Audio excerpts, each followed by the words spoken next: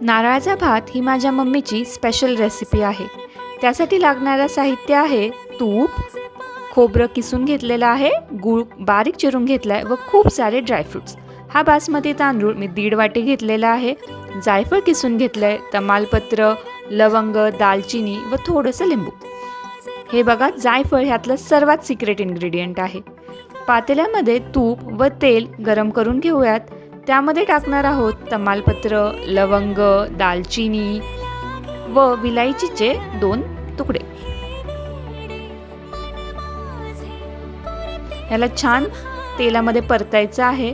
मग ह्यात आपण पाणी ॲड करणार आहोत, कारण ह्यातच आपल्याला आपला राईस शिजवून घ्यायचा आहे.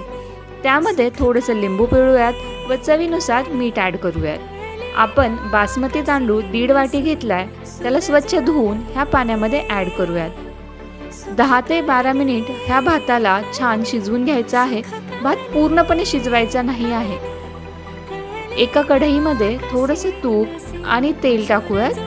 त्यामध्ये मग आपण ॲड करणार आहोत गूळ. त्या गुळाला छान कॅरमलाइज करायचं आहे. मग त्यात आपण ॲड करूयात ड्रायफ्रुट्स. त्यांनासुद्धा तुपाची फोडणी बसायला हवी. त्यामध्ये ॲड करूयात किसून घेतलेलं खोबरं आणि खोबऱ्याचे बारीक केलेले काप.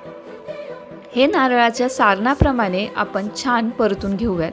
त्यात ॲड करूयात जायफळ, विलायची पूड आणि मलई. मलईने ह्याला एक वेगळाच फ्लेवर येतो.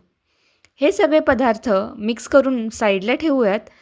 आपला भात शिजलेला आहे, त्याला थोडा कमी शिजवायचा आहे. मग एका पातेल्यामध्ये भात व नारळाचं सारण ह्याचे लेयर्स लावूयात.